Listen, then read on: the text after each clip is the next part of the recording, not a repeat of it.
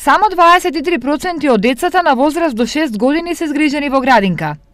За бројката да се зголеми, Министерството за труд и социјална политика најави активности за проширување на капацитетите на установите кои овие деца ги згрижуваат.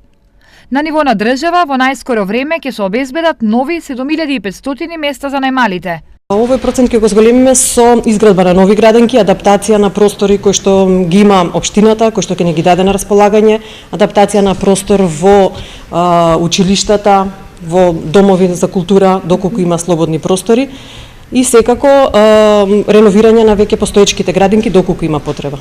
Ова беше најавено на денешниот настан одржан во Штип на тема унапредување на социјалните услуги. Целта на денешниот настан е јавна расправа и презентација на двата документи кои што ги изработија компаниите кои што ги ангажиравме, Екомозаик и Биос.